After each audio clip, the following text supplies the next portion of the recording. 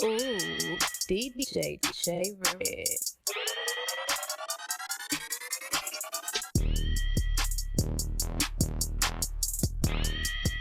We're gonna give y'all a little second round recap of the conference finals preview. We're gonna start off with the Suns in Denver. Suns outright, got busy on them basically. I mean, every game they would have control. Once the second half started, I feel like they took control. They bust the lead wide open, and they just pulled away. Shot that was a better team. Joker didn't have no help. My boy EPJ did not step up at all. He really did not step up at all. So you got that along with Will Barton. Will Barton played okay in spots, but they had no second quarter to help Jokic. CP was killing every fourth quarter, taking over the game, and they couldn't do anything about it. And, they went out in 4 games. And let me know what y'all think about that. Yeah, I just think Joker's out there by himself. We all had private conversations about who's gonna be the next scorer in Denver. Since Jamal Murray has been out, that was a huge blow to that Denver team, as you can see. And just Joker just didn't have any help. And when you have a well-oiled machine like the Suns are, the way Monty Williams got to play, that's just a recipe for disaster. So that's damn just what happened. D Book, CP3, went crazy in the high pick and roll going to, the mid range. So definitely it was outmatched, way better team, way deeper team than the Phoenix Suns. And it was just unfortunate Denver couldn't have a second superstar come up and kind of step up and help the Joker out. Will Barton did have flashes at that time, but he was just coming off an injury as well. MPJ, Michael Porter Jr. did have flashes, but it wasn't enough at times. And his shot selection at times is not the best. And in the playoffs, those possessions matter. You got to value them a little bit more. So, Denver just lacking that number 2, player, and Jamal Murray just, was a bad recipe for that Phoenix Suns team. Yeah, I kind of feel the same way. I didn't expect too much out of Denver, to be honest with you. I didn't expect for Denver to beat Portland, if we're being honest. But, yeah, so I didn't expect that. And Joker was out there by himself, like Will Barton just came off an injury. MPJ, you can tell, like, he's improving, but you can tell he needs – you just can see like the development out of him. But I didn't expect too much out of Denver. I expected for them to win one game at least. But when you got like Smitty said, we got a well-oiled machine like the Suns, then you know what I'm saying, this is a recipe for disaster. I didn't expect too much out of them. When you just got Joker's out there playing by himself, they double team him. People can't hit shots. And with Jamal, when your second best player not there, you really can't do nothing. So I really don't have too much to say on that. That's my recap on that one. Porter was a better team. That was deeper. That was better down the stretch. Like Smith said, they was getting anything. They wanted them big range. Two of the best mid range shooters probably in the league. So that was just easy for them to, pull away from Denver late in those games and things like that. But let's get into the Nets in the Bucks series. I had the Nets win the championship. I didn't think nobody would take them 7 games. Let me say that first. Let alone win the championship. I had them winning this series in 6. A lot of different shit happened in this series. You go from a big 2 in Kyrie and KD to a big 1 in KD and Harden. But, just let me know what y'all think about this series, where we're off from Brooklyn, and things like that. It really started off in game 1, the first 10 seconds. The big 3 is out there, and then James Harden, doesn't play for the rest of the first game with a hamstring injury. So you're already, behind the 8 ball there, scoring wise. And then was it game 3? Kyrie gets hurt. So Kyrie sprains his ankle. We could say it was dirty. We could say, whatever the case may be. Giannis is underneath him and he falls on his ankle. So, and then you just put yourself even more behind a ball then. So, it was unfortunate, but, injuries are part of, the game. Some teams get lucky and face a team who's injured, or some teams are unlucky and face a team, and have injuries on their team. So I just think it was, unfortunate. KD did everything he could possibly, to win that series for them.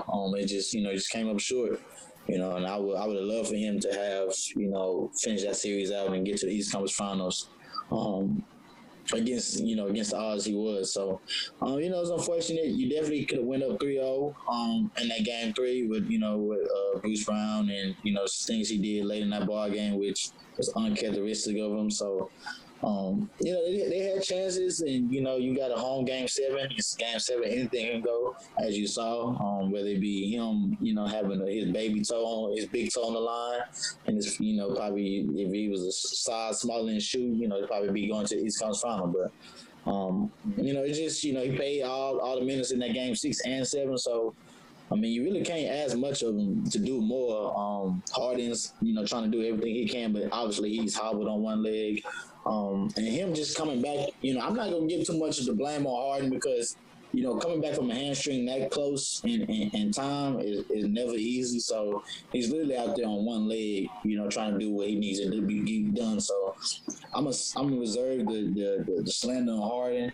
If he was fully healthy out there and still playing the way he did, then we could probably talk about it a little bit more. But it's just unfortunate that the injury did happen. Yeah, I had the fucking Nets winning in 6 or 7, I think, too. But just like Smitty said, everybody got hurt, and KD was basically out there by himself. So he really did everything he could do for them to win a game. You know what I'm saying? He went for 49, then he went for 40. He went for 50 something the next game 7 or something like that. I don't know. I don't remember. 49 and 48. Yeah, 49 and 48. So he basically did everything he could do. And when your role player's not stepping up in game 7, you really can't do nothing. You really can't do nothing about it. Like, he did everything he could do for them to win the series, bro. Like, he did everything he was asked to do. And when everybody hurt and people not stepping up, people missing shots, you can't do nothing about it. So I just feel bad for KD. Like, you know what I'm saying? Like, you already know how the internet is, that KD can't do what LeBron did and this, that, and the third. You already know how that narrative go at the end of the day. But KD did everything he was supposed to do. Harden was out there on one leg trying to do his best with what he can do. You feel me? So I feel like at the end of the day that if I was a coach, I get that Harden played, but if he played so bad that I wouldn't even want him to play. I would have had Mike James out there. Mike James could have did a little bit something better than what Harden was doing at the end of the day. But Harden being out there, he a threat. You feel me? So they have to respect him at the end of the day. But K did everything he was supposed to do, and the Bucks just came out on top. Yeah, I mean, I feel like, obviously KD did everything he had to do. I feel like you just got to leave James on the floor. Mike James, yeah, he makes the play. He's good, but the way Drew was posting up, you just don't want to have him out there too long and just being subjected to have to deal with you out there in the post narrative, Giannis coming down again and things like that. But they were respecting Harden like he was full strength. They were picking him up 94 feet. They were fouling him on threes, so they were getting the benefit. They were getting some benefit of Harden getting foul balls, Harden getting to the line, doing certain things like that. Harden hit a big bang 3 late in game 7. Put them up 5, but they just never took them away. I'm gonna put some blame on Joe Harris. Man, this guy Joe Harris, dog. I mean, you got a lot of easy open looks. I mean, even the look right starting game 7 of overtime was a nice, clean, brush off the screen look. And bro, he just cranking everything, bro. And it's like, I feel like Steve Nash didn't really this year understand who else he could go to on his bench. Obviously, they don't got a deep bench, but, you got to find something else there. I would like to see Bruce Brown shoot more. I feel he's super reluctant, and he can actually shoot a little bit. He likes to just pass and brush off the screen and, hand off and shit like that. But I would have liked to see him be more on the perimeter. They're going to need a real 4. He can't be shooting floaters off the 7-footers, trying to play 4 and shit. It's just not going to work. But another thing is, they miss Jared Allen, bro. They should have let Jared Allen go, dog. Jared Allen was improving, dog. Jared Allen was really becoming a very good player, and now his growth is stunted in Cleveland on top of that. But it's like, dog, like, they needed something inside, like something really inside, like to be a force. Jared Allen could move his feet a little bit. He could do things and take the pressure off KD, Jeff Green to play more of their roles, play Griffin as well. I feel like they needed that again. I don't care what people say, bro. DeAndre Jordan should have at least been out there 10 to 15 minutes a game, bro. Like, just out there, bro. They weren't stopping Giannis. Giannis is getting hit, so put a bigger body in front of him. Like Brook Lopez is gonna settle for the three. You can move KD over to him. Like you gotta put a bigger body in front of him, bro. And then he just stop playing Claxton. I understand Claxton a little smaller, so you gotta just try to go DJ, bro. You gotta really work with it because DJ nice at the rim as well. He could have got some offensive rebounds and that sort of thing. I feel like they gave up a lot of second chance opportunities late in Game 7, bro, because even the rebounds that they weren't grabbing, the Bucks were tipping it out. No hustle plays. Like, they were just so fatigued, bro, that they couldn't get them plays like down the stretch. And, I mean, Drew Holiday pretty much played horrible most of the series, and then he came out late in Game 7, and he came. Yeah, he fucking Drew Holiday came up. He hit that three, and hit that step back.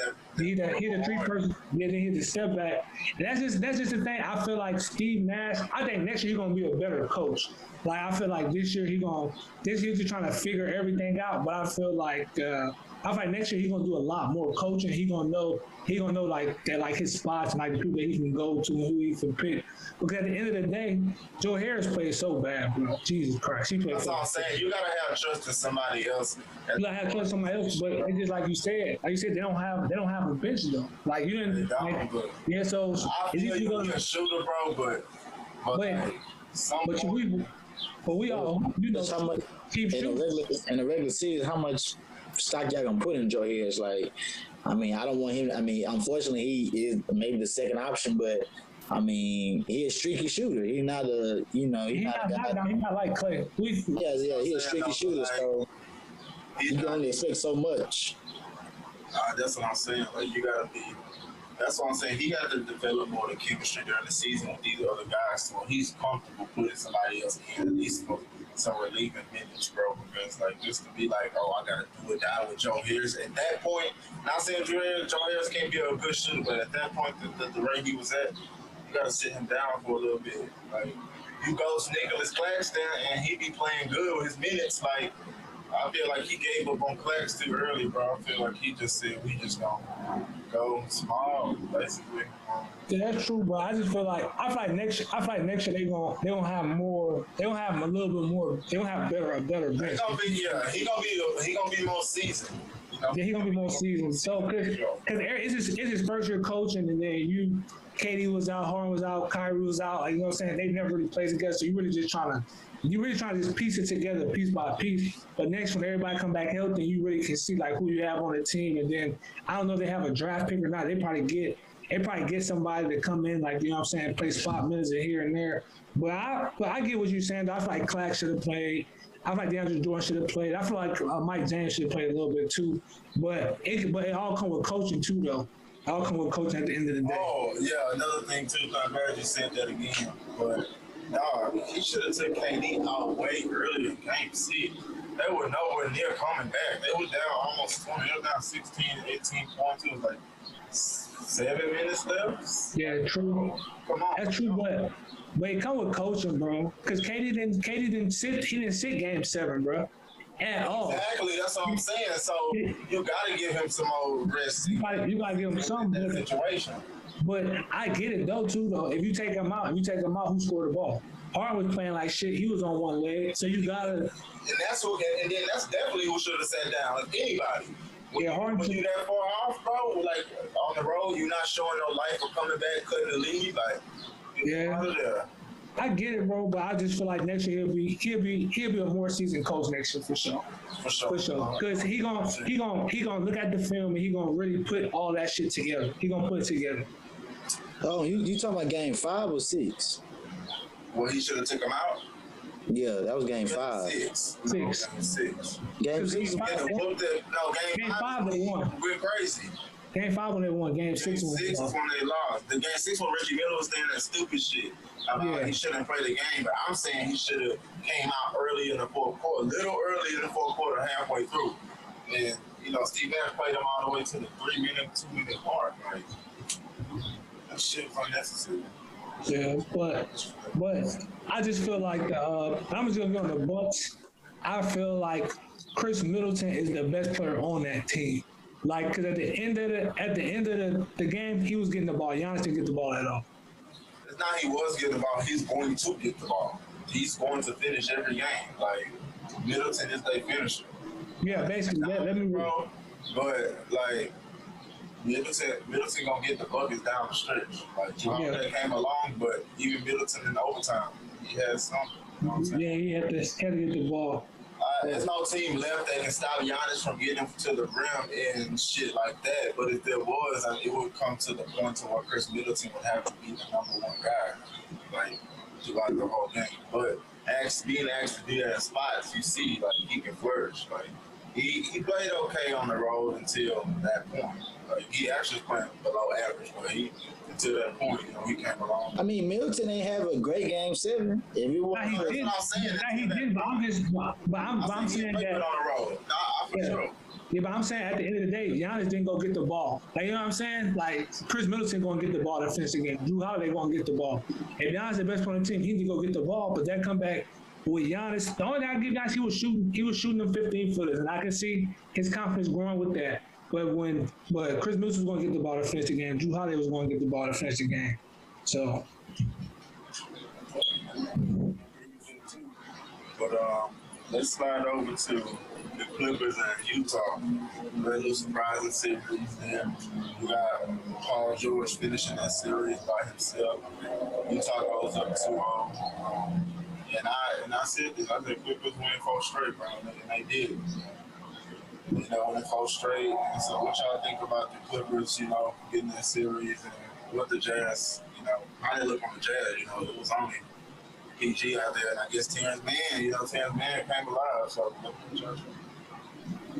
I just think when Quinn Snyder is seeing how the Clippers are eyeing Rudy Gobert throughout that whole game 7, really just to talk about the comeback from the Clippers and how their coach, like Ty Lue, got these boys mentally prepared in that second round where if they're down 0-2, they feel like they right where they need to be. Unfortunately, they, didn't get home court advantage, but they took care of home court advantage and went to Utah and won a big one without Kawhi being there. So it just shows a testament of Ty Lue showing, his coaching 42 and showing his coaching philosophy that, he's one of the best coaches in this game right now. So I just think, Quinn Snyder, you got to make adjustments. If the Clippers have 5 guards on the floor, there's no way Rudy Gobert should be playing in that sense.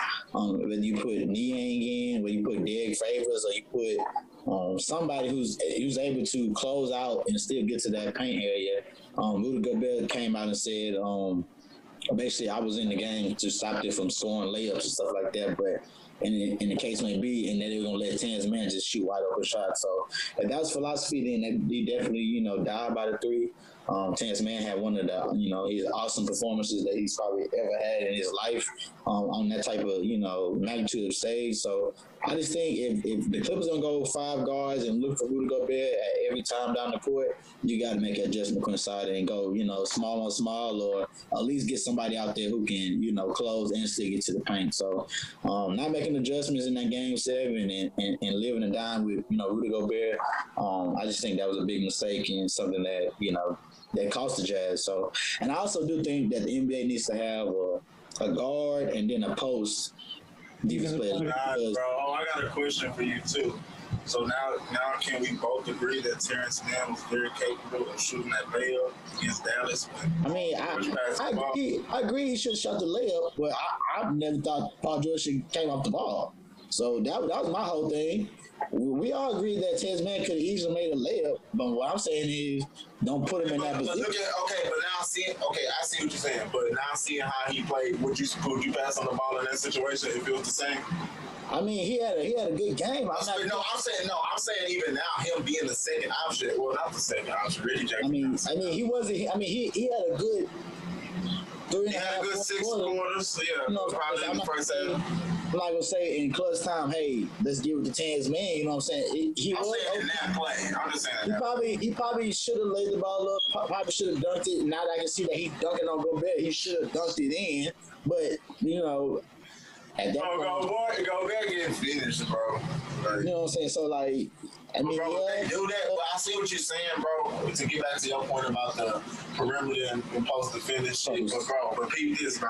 That's gonna give a lot of niggas, like a lot of centers, some weak ass defensive player of the years, and that's gonna get it down. Say Gobert be the poster. He can win that one every year. Or yeah, but that's weak. But that's gonna look weak though, because what if he rack up 6 or 7? And it's like, oh, Shaq had 2, 3 defensive player of the years. I don't know how many, but just an example. And then you say Gobert got 8. But you know what I'm saying? Like, that just look weak. I feel like it's more of a chance for players that really not the defensive player of the year really to win that whole. But I also feel the spot we in now ain't really. That's what I'm saying. Yeah. He winning it, and he not technically the best defender on the floor right now. So, I mean, he technically should be on the floor. Yeah. You know, in that situation, if he's getting, you know, if he can't stay from the paint and close out to the 3-point line and just stands man shooting, so. Clarkson went ghost a little bit too. He had one good game, but he went ghost a little bit too. Jordan Clarkson. Yeah, Clarkson. Yeah, bro. I just think I think Ty Lue a good ass coach, bro, because he really make the adjustments, bro. Like for instance, the Clippers was down 0-2, bro, and I still feel like the Clippers won 4 games in a row, bro. Like Ty Lue make the adjustments. Like he a good coach, but Quinn Snyder got to do better, bro. I don't care nobody say he got to do better. He got to take Rudy Gobert out the fucking game. Take this out of the game, because we all play basketball. You know, once you hit 2-3 corner threes, bro, you know that shit like throwing a rock in the ocean. That shit's gonna keep coming. You're gonna keep hitting, especially they keep giving it to you. You gonna keep literally, hitting. Bro. He could have literally put Royce at the 5. Yeah, he could have. All he had to do. Yeah, he could have did something, but as a coach, you probably thinking like, all right, he's not gonna hit. Then he keep hitting. You feel me? You can't rely on that in the NBA, bro. Especially with a shooting league. You know what I'm saying? And Gobert not giving you no buckets, bro. Yeah. Like Gobert can be like, I lock somebody up. He still let a nigga get 20 and 10, and Gobert to get 11 and 5 or 11 and 10 like that. He's still giving up buckets, and he's not giving them in return. You know what I'm saying? Like that shit don't be matter. But Gobert not good to me though. Gobert not good. He's not like for instance, if I was a coach, I would have took him out and be like, it's not your game. Especially once the not his series. Yeah, it's not his series. And you gotta know the coach is not his series. Take him out, put somebody else in so you can go 5-on-5 guards, and then you can live with PG scoring the ball, Red Jackson or however that go. It's not his series, bro. So at the end of the day, like Quinn Snyder probably lost them that series, but Ty Lue did a good job doing the adjustments. You feel me? Because as soon as Kawhi went out, I feel you. As soon as Kawhi went out, my bad. Yeah, as soon as Kawhi went out, Paul George said he was going to he was in indie mode, whatever the fuck that's supposed to be. But Terrence Mann confidence went to another roof, especially when you start hitting, bro. You already know once you see 3 balls go through the net, bro. That shit's a wrap. You already know you gonna keep shooting the bitches, especially they keep giving them to you. They literally kept giving him the open jumper to keep shooting the ball. He only missed 6 shots, bro. You can't. That's bad coaching. Take Rudy Gobert out and put somebody else on him so you can go 5-on-5. And everybody can match up just like, you know what I'm saying, just wherever you're supposed to go. Yeah, I feel that. Yeah, I would also say the Jazz didn't come to play, bro. They really relaxed once Kawhi got hurt, dog. They really wasn't trying to. They didn't press the gas, you know what I'm saying? Especially Paul George first time being the main star by himself. You know, they really could have applied the pressure on him, and they didn't, bro. And that's kind of on them. You know, it shouldn't take them that much to beat them without Kawhi Leonard. You know what I'm saying? It's like, I give Gobert shouldn't have played, but they let Terrence Mann play a Kawhi Leonard role. Like, and he basically stepped in and scored all those points that Kawhi would have been scoring because Kawhi was playing great in the playoffs. So it's like, you let that happen. You know, their wings are shaky. You know, Bogdan and Ingles, they have their days, but they don't have them too often. So it's like, you know, they need to reevaluate the wing. They need to get a real backup center. Or I feel like Favors can still play, but I feel like they don't want to play no centers. They just want to play Rudy Gobert all the time and put like all the wings under Rudy Gobert into guards. Like, this another thing, my bad. Mike Conley, bro. It might be time for him to let him come off the bench. You know what I'm saying? Let him come off the bench and start somebody else or go look for another point guard. But I have to look for another one because Clarkson not really a point, and he not a point, can but initiate the offense, but I probably prefer not to. yeah, but it's time for Mike Conley to start coming off the bench. I think personally, Not for that team, no. not for that team, but I think it's time for Mike Conley to go somewhere else. And you know what I'm saying? Because And he was hurt. yeah, that's what I'm saying. Yeah, that's what I'm saying. Like I knew it's come off an injury, but I don't know. So I don't think Mike Conley like that no more. How he was in Memphis, bro. So. He definitely not the Memphis Mike Conley, but I still think he got some starter minutes in him, bro. It's just a situation. He got to get healthy. I mean, I don't want to see he gets healthy, but there was a number 2 seed, so he was doing some shit in the regular season. In the regular season, they was putting together some stuff, but I just think they're always gonna be that second round. They're gonna be like the fucking Hawks. I've been saying it. They like the Hawks. The Hawks, the old Hawks, not these new Hawks. Let's turn it over to that series. That's our last second rounder. You got Hawks and Philly. We can talk about these things all day. I can't start it, so I'm gonna let y'all start. Yeah, a lot of that for sure. So you go ahead and kick it off. The gang, like I've been trying to tell niggas for the longest. Ice Trey, the gang, like he just took over that series. It's to the point where you got Ben Simmons unplayable at times. So, I mean, this trade, orchestrating that team the way he does and getting in, the high pick and roll with him and Capella. It's almost, it may be looking better than Capella and James Harden did. And I never thought that connection, somebody would have a better connection with Capella than James Harden did. So, Trey was just, awesome at times. Yeah, he had a bad game 7, but when it came to winning time, clutch time, he made big shots. He made big free throws. He made big floaters to keep them afloating, keep that lead going. So it just shows, how Nate McMillan got him playing. So, and the Hawks. So, it was just a great series. It went 7. I thought, the Sixers should have been more aggressive, with Joel Embiid. I thought he shot a lot of fadeaway jumpers and hold on. You just said that, so they should have been more aggressive, or he should have been more aggressive? He should have been more aggressive. That's always the knock on Joel Embiid. He could easily be the next great, Hakeem, the next great, he is in the first half. But then and when it's time to clutch, and then it's like every time he falls, it's like the avatar was falling, bro. It's like it just falls so hard and it takes him so long to get up. So yeah, bro, he get up like he 85. So he did have a slightly torn meniscus, so but it wasn't fully torn, so you can play on a slightly torn meniscus. But I just think, but not him. No, I feel what you're saying, but like for him, that's more detrimental because he got so many injuries. He already big, like you said, he falls so much. He injured prone like a motherfucker though. And the nigga that's not injury prone is sorry. So. And then I just think he outweighs Capella by at least 40 pounds. He should be nowhere outside that paint area. He may shoot a 15-footer every now and then, but he needs to be back to the basket, left hook, right hook, up and under, face up. I didn't see him do no up and under either. It's the basic shit that he should have been doing. Like you said, right hook, left hook, face up, down, right, go left, lay up, shit like that. Basic shit. Shit that the game don't teach no more. You feel me? Shit that the game don't teach no more. That's what I feel like. Cause everybody fell in love with the 3 ball. I feel that too. I feel like it's a little bit of what I said, what we all said though. Like Capella gonna make him work though. Like he bigger than Capella, but Capella gonna bang all night long. Like he's still there though. And like even that game, he had 18 in the first quarter. He finished with 40, but he worked for that hoe. Like that's what Capella just knew to weigh him down. Capella know he can't stop him. He warmed down. You know what I'm saying? Every game, he wait on the second half. He know bring more energy. He gonna even help you out because like Smitty said, he gonna shoot them threes and shit. So, he get into that habit and stuff.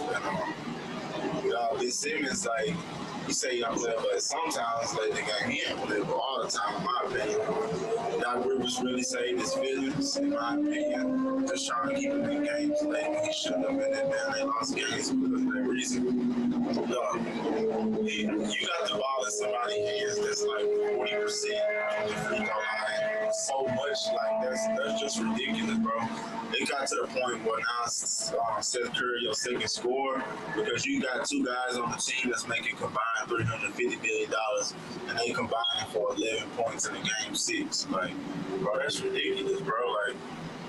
You got Seth putting up 37, you know what I'm saying? You relying on that night in and night out and trying to get out of series. Trey played too well for that. Even when Trey wasn't scoring, he had a bad game, 26 and 18. Like, they're just doing all types of things to affect the game. And I feel like people give Ben Simmons credit because he does that, but he don't do that to the level of keeping him on the floor and giving him moments. Like, I don't give a fuck what you're saying, bro. Like, the game does put the ball in the basket, especially late. Like, we're not going to sit here and act like his defensive intangibles are doing something when I knew the whole time he was going to try to press up on Trey, be aggressive, Trey get in the paint, get in what he wants, passing it out. Like, that's how he get lobs to Capella. And you know what I'm saying? They finished that series with Bogdan hurt. You know, Bogdan was, you know, that's why I feel like they might have trouble this next series, but, you know, they got out this series and won the game on the road. They've been playing well on the road. They've been the best team on the road this playoffs. They done won about 5 games on the road. So that's the most impressive thing about what Trey is doing right now. He's not only finishing games, but he's finishing them on the road. So I like the way they're playing right now. But yeah, y'all got anything else on that? I think that's the last one for a second. Yeah, it's just you know, Ben Simmons playing as your point guard is never gonna win you in the games. Never gonna think of significance. At best, he's 15 and 8. At best, that's the ceiling. That's what I said, bro. He's Draymond Green, bro. Like he's literally. But let's just think about this: Ben Simmons made the All-Star game this year, and Trae Young was left off that list. Now if we rewind it, and what we know today, that shouldn't have been the case at all. We ain't gotta know today. We knew that day. No, we know, but the thing is, this is what I'm gonna say about Ben Simmons, bro. Ben Simmons, y'all know I'm big on these fucking trainers, bro. You know I'm big on these fucking trainers, bro. I sent y'all a tweet with somebody saying these niggas be having the cameras in there, this, that, and the third. Ben Simmons do not need to go to the same trainer that everybody from Clutch go to. You need to go to a different trainer and get his shit together, bro. He needs to go get him a fucking jump shot, bro. Cause that's the shit. But it's like multiple points out there. Like you can tell him something, but he don't listen. Yeah, they say he caught him. He caught him, bro. Yeah, I know. I'm saying, but the thing at the end of the day, bro, he gotta Not go. that, bro. You know what I'm gonna tell you, bro? Like you can look at him, bro. It's his demeanor, bro. He does not care, bro. Like he don't care. Like, even when they lost, like he just was like looking in space, bro. Like he was thinking about a vacation or some shit, bro. He's so disengaged, bro. Like no, I don't.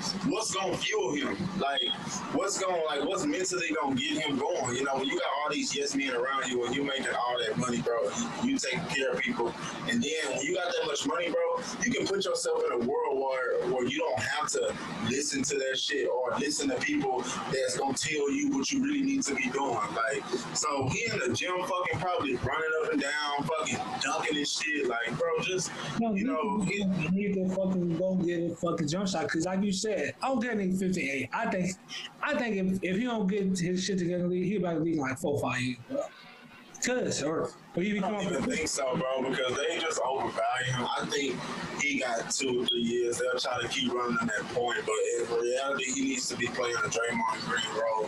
He needs to be facilitating the offense in the half court. He can run. He can start the break and shit, but, bro, get off that hoe. Like, what are you running pick and roll for? You need to be rolling. Shit. Like, you're not doing nothing with that hoe. We're trying to go. If he wasn't left-handed, oh, my God. That's the only thing he has going for him is that he has an awkward hand. So like people don't naturally just guard the left hand, but the people that actually sit on it and do, you see, he has major trouble. So that's all my changing the shooting form and shit, all the hand and shit, all that shit. Bro, he need to get the gym. He need to go to see a sports psychiatrist, whatever the fuck this shit called. Psychiatrist, Psychiatrist, go to a sports psychiatrist. There you go. He didn't go see that shit.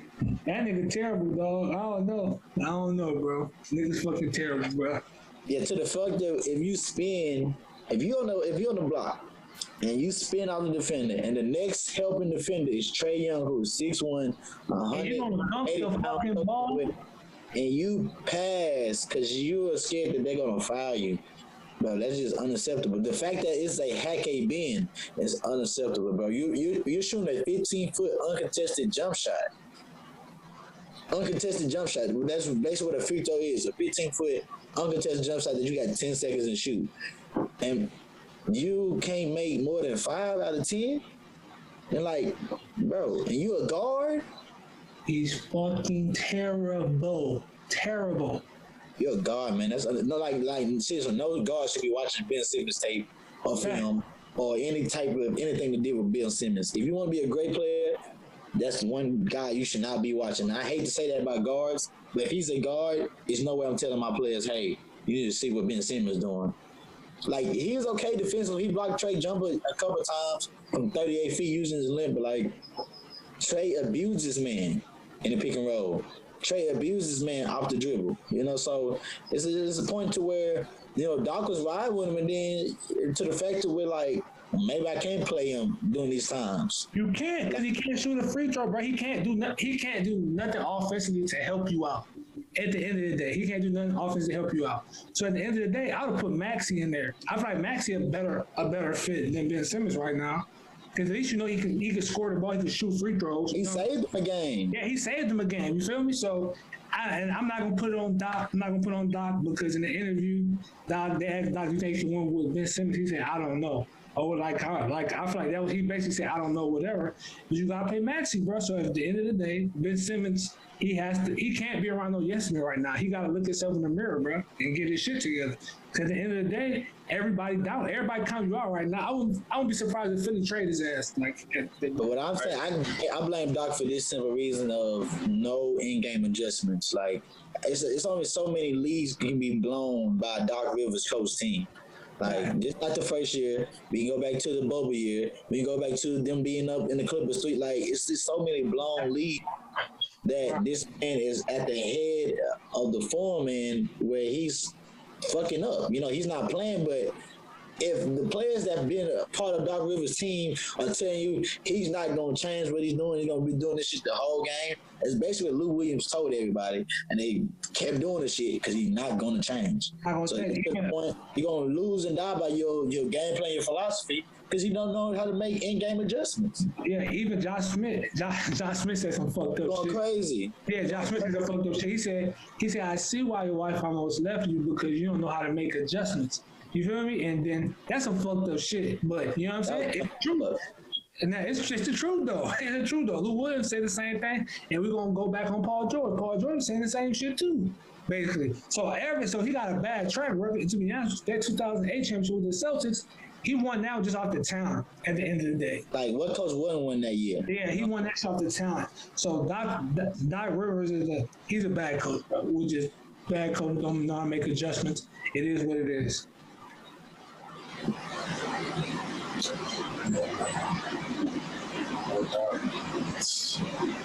Everybody saying he was overrated earlier. I didn't believe it. Oh. Big Baby said it like a long time ago. Oh, Doc Rivers? Yeah, he did that on the No Chill podcast. What he said, Doc Rivers overrated? Like, who can win with that team? Who can't win with that team? You got Paul Pierce, KG, Ray Allen, Rondo, Tony Allen, Big Baby, James Posey, Perk. Like, you got immense talent where it's hard for you to lose. These are all veterans. It's not Big Baby was the youngest on that team. So you got 12, 11 veterans that's been in the league, that's been battle tested, and you just here. Because before that, I don't think they made the playoffs. I mean, I think they made the playoffs, but they weren't doing shit with just Paul Pierce there. So this even go back to his track record in Orlando. Like, he's an okay coach. Yeah, okay. Mediocre at best. 2008 saved his legacy because he can lay back on his 2008 championship, but before then and after that, it was Doc Rivers is okay. He okay. He definitely okay, and he is mediocre. Might be mediocre okay because he didn't have. I feel like he didn't have some good teams too. At the end of the day, he didn't have some good teams. He just can't get them over that hump. Say, bro. Got one out bad, man. But Nate McMillan a good coach, though. Nate McMillan showed a lot. He been showing a lot. He been having that team playing well since he came. Nate McMillan about to get that bad. He's about to get it bad. Especially if they beat the Bucks. He's about to get it bad. Let's get into that series. What y'all think? Ice trading game. I've been saying, I've been screaming it. Ice trading game. You know what? Can I get some games? Can I get some games? Can I get some? Ice trading game. I'm a We rock don't out. never get no predictions, y'all. That's how you know. You tell people about their predictions. Let me say, I'm gonna go with the Hawks. 7 games, the Hawks. Bro, I don't think the Bucks have enough, bro. I don't think they have enough, especially I don't think they have enough. If somebody know how to stop Giannis, you feel me? Then that's the shit to rock. But my thing is, we've never seen anybody on that team take that leap forward to win something of significance. So, yes, they beat the Nets, but that's a horrible Nets team, right? So, I just don't believe they have that squad of guys that can take the next step to be like, hey, they know they should win against the Hawks. But at the end of the day, they've had plenty of series when they know they should have won or should have advanced, and it kind of soured at the end. You know, shit can't happen. They got lucky this past season with injuries, against the team they playing against. Shit, not to, knock on wood, I don't want nobody to get injured, but that's part of the game. You know what I'm saying? Shit, you come down on somebody ankle wrong, and now your MVP out for the series. Now it's a little bit more, level playing field. So, I'm not saying none of that should happen, but you never know at the end of the day. So, but I got faith in Trey, and they've been battle tested, and they've been, counted out throughout this whole playoffs, and he's just, proving it wrong. That guard play and that atomic ball from that 3-point line is a whole nother monster. You know what I'm saying? So, we'll see. Yeah, all injuries aside and everything, obviously you're not hoping on injuries, knock on wood, nobody get hurt for sure. But I just don't I don't think that the usual kryptonite of them getting over the hump because of mental barriers and not taking the next step will be the case this time. I love Nate McMillan, and I feel that they're going to stop Giannis. He has the best chance with a game plan to stop Giannis. But I don't think they have the personnel to stop Giannis. I don't think John Collins is enough. And I don't think they want to risk getting Capella in foul trouble and not having nobody down low. I do think that Drew Holiday will play better this series. I think he hasn't played well all playoffs. He's due. On top of that, Bogdan is a little banged up, so I got to see how Bogdan looks. Herter stepped up. You will need more of that. I just feel like Milwaukee and the Bucks, to be honest, I feel like Giannis gonna have a field day. I feel like they're not gonna put nobody in front of him. But with that being said, I do feel like game 1 is their best chance of winning. With the rest of them not playing a couple days, being Milwaukee, and then you got Atlanta coming in pretty high off their win. So I feel like game 1 is a winnable game for them. But I do see the Bucks winning in 5. Unfortunately, I would love to see Trey make the finals, but I just feel like they don't match. I don't feel like they got. Not saying Middleton has been playing well, but I don't feel like they got nobody to necessarily check Middleton. So Trey has been playing well, and he's gonna continue to. But Drew gonna be a different task for him. I know he's gonna pass the test, but they're gonna have a couple bodies to throw at him. And they're also going to be guys that can score the ball as well. So it's going to be interesting. I think they'll have Devin Chizo back. So I'm just leaning towards the Bucks in 5, and I hate it because I don't want to see Giannis running up and down to the rim in the NBA Finals. But I also feel like the Phoenix and Milwaukee Finals will be the most competitive as well. That's my opinion. But, yeah, man, speaking of Phoenix, let's go over to that side with Phoenix. They got the Clippers.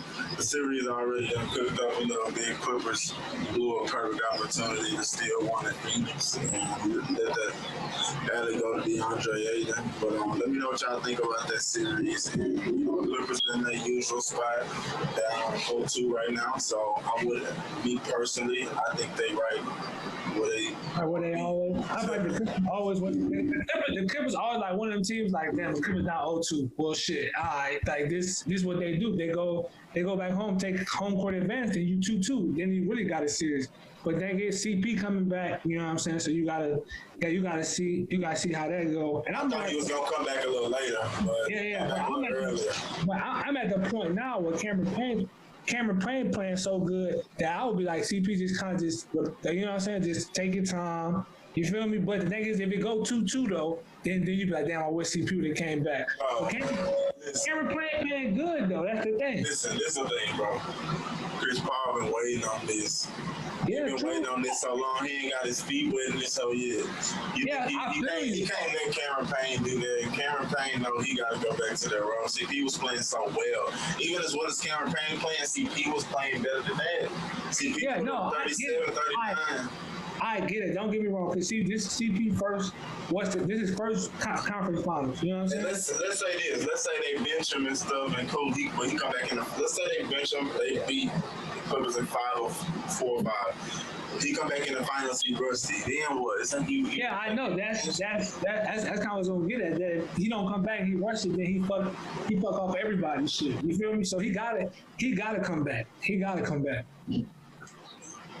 But that's like saying Taysom Hill's been playing great this whole time. I knew he was gonna find your team. I knew he was gonna find your team. Come back and you like, nah, Drew, take the seat. We're gonna ride with Taysom Hill because, like, bro, then Cameron Payne can go back to the first game they had when he didn't do shit. True. No, Chris Paul's healthy. Chris Paul's gonna be starting in a basketball game. You tell Chris Paul he going to the bench for Cameron Payne. Nigga, that whole life was gonna be I didn't say he go to the bench. I did not say that. You said start Cameron Payne. No, I said come back game 4. Like I was gonna say come back game 4. Just get an extra day of rest and come back game 4. But I get you though. I feel it though. Like shit, CP ain't never been. So he got. He's not even injured or unhealthy. He just got COVID contact. So he's really trying to. I feel it, bro. I feel it. I get it, bro. I get it. So who y'all got? I'm gonna take. I think CP coming back. They turned up. I'm gonna take the. I had to do it to the Clippers, but I'm gonna probably take the Suns at 5. I wouldn't be surprised with sweep. I'm gonna take the Suns at 6. Suns at 5. I don't think they get both at home. I don't think that the Clippers get both at home. If the Terminator was playing Kawhi Leonard, then maybe, but with him being out, I can't see the Suns losing 3 straight games, 4 straight games. So I definitely, just thinking the way Monty got them playing and, how deep the Suns, team is. If Kawhi was playing, maybe it'd just be, same scenario, but, I don't see Paul George stepping up big time in those game 3 and 4 to kind of put them over the hump and tie the series up. Because that's basically what Kawhi did. He had 30 plus games in those, games in Dallas, in those games in LA, against, Utah. So if he was playing, I'd probably feel a little bit more confident, especially how the last game ended, the Suns had to do everything right to win that game. But, it's just sad that, you do all that, you get down there, you get up, you got your second best player on the free throw line, and he can't come through. He hit 2 free throws 40 seconds before then. But I seen when he was short on that first one and how frustrated he was that his focus was off, and that second one was going to be kind of on that back iron. So that's exactly what happened. Even then, you get a stop. You gotta grab that rebound from Mikal Bridges when he shoots in the corner. You don't. They review it, so that gives Monty Williams, who doesn't have a timeout, extra chance to drop an awesome play to kind of win the game. You got Boogie on the out of bounds. He can't jump. He got the wrong angle, bro. He's in. The Suns are taking the ball out from the corner. And he's not even under the goal, not slightly past the goal. They're in the corner. So this is the hardest pass he has to make, and he had no pressure making. He's just sitting back, waiting, and threw it at the right time. Missed the side of the backboard, Aiden's able to catch it, done. You know what I'm saying? Now, they was better off doubling somebody or something, dog. But He was better off, but I feel like Willie could have been in the game anyway. he's just showing his hands. He's not even jumping. He's not, they don't got no length though. Like I feel you. Zubac was gonna probably do the same shit. I would put somebody else in the game, bro. Nobody else longer and taller though. I would have put. Zubac was in the game. I would put Batum taking the ball out for his length, him jumping, him being active. I would put Paul George on Devin Booker, and I would have kept the same lineup. I don't know, or even Reggie Jackson being in the game. I don't know why bringing a hobbled one Achilles, DeMarcus Cousins out to the floor for him not to put any activity on the ball or make any type of pressure on that ball. Like, Crowder just out taking the ball, just waiting. It's no pressure, bro. Like, he not even doing this. Like, you know what I'm saying? He didn't even leave his feet to jump to kind of be like, bro. That's what I'm saying. They got a dude on the team that got the dreads. I don't know his name. I'd put him in. If you said nobody taller or longer, I don't know his name. He barely played. Put him in, or put fucking Batum right there, bro. I don't know. Yeah, I agree with the Batum. Yeah. Yeah, like But I also it seemed like Ty Lue didn't give no instructions on ball because the way he was looking lazy as fuck. I mean, granted, maybe he might not change nothing either way, but it didn't look like it was a point of emphasis to. Yeah, because I feel like you don't think nobody can get that shit off, or you didn't think that play was coming to the alley. You know what I'm saying, or however that scenario went. But the Clippers lost that game, and Paul George was pissed. I know he was pissed. That's why I feel like, this 2-0 deficit just a little different because they got more firepower coming in now, and the Clippers don't. So it's really putting them at a disadvantage. But let's I want to get y'all thoughts on this. So with this championship coming up, the finals will be in a couple of weeks. Let me know who y'all think, who will benefit the most, whose legacy will be risen the most from getting a champion this year, out of CP, D-Book, Trae Young, Giannis, and Paul George. CP for sure. Yeah, I would go CP or Giannis just by the hate that Giannis gets, or right, deservedly so. The attention he gets for those two MVPs that looking back at it, those two MVPs Giannis has maybe on the same level as the Steve Nash MVPs. So if he was to get a ring, that kind of would put him in a different stratosphere. Talking with the greats, but. I definitely think those two MVPs were kind of on the same path of Nash and, those two in 05, 06, and 06, 07. So, but, I think CP finally getting one would kind of, put him up there. So both those two, I would go with those two for sure. Yeah, I'm gonna go CP because that's the downfall on CP shit right now, bro. We being honest, he don't have no championship. He haven't been to conference finals at the end of the day. This is his first conference finals. He haven't been to conference finals. He ain't been to no championship. He haven't even been to the championship. So I feel like this is CP ring. That if he don't get a ring this year, bro, I don't think he'll ever have another good chance to get to a championship. If you think about because he opted out of that $44 million deal, you know what I'm saying? So you don't know, he might not go back to Phoenix. He might go somewhere else. So Phoenix might not want him back. You never know how that shit go when it comes to the business of it. So I feel like this is CP time to get a championship. Because next year when the West, if he say he do go back to Phoenix and then go to the championship, they lose the championship, whatever, however that shit go, the West coming back stronger next year, coming back deeper next year at the end of the day. So this is CP time to get a championship. This is his year. Yeah, I agree. And I also feel like, honestly, for all four teams, this is their best shot at getting a championship. Maybe not the Clippers. They don't got Kawhi. But the Hawks making a deep run. I feel like, teams even in the East, like the Celtics will be back. Charlotte going to be in the mix next year. You'll have Philly, Indiana, things like that. So the East going to be back popping. The Bucks going to have a hard time. Obviously, the Nets going to be up there. And then, like you said, the West will be back strong, too. So I agree. I think CP legacy definitely, they talk about him changing a lot of teams, but up to this point, it's been mostly regular season. He hasn't excelled further than the second round. And now that he has, he got a chance to put a stamp on his legacy as maybe the second best point guard, maybe third, depending on how you feel about Isaiah Thomas, Detroit Pistons. I don't want y'all to get that confused with Isaiah Thomas, so I'll let y'all know that for sure. But, I feel like CP got the most to gain from this one. Book legacy obviously will rise as well. But CP, with the time frame he has left in the league and, what he's done up to this point, is kind of his bucket is short, and this is one of them that's still on there. This is I feel like this is CP championship to lose at the end of the day. I don't know if they play the Bucks, bro. I don't know. That's tough. They really don't got nobody to just. I can't see Jay Crowder guarding him. I cannot see Jay Crowder on Giannis. Oh, Yeah, Bridges small. You can ask Aiden, but I don't know, bro. I gotta see a good team defense. I think Nate McMillan will show me some good team defense to try to stop Giannis.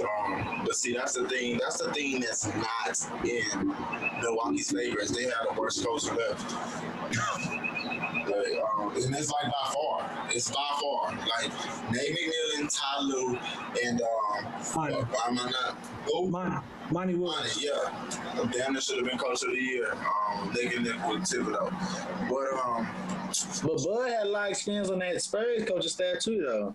See, but head coach is not the best of the best. Head coach, yeah. When you in the pop, but I'm gonna say something about. I'm gonna say something about that Spurs coaching staff. I feel like anybody that leaves the Spurs coaching staff, bro, they don't do good. It's just like so it's on some New England shit. I say, like the Patriots. Anybody that leaves the Patriots coaching staff, they do not do good. I think Hammond gonna do good, bro. I think she.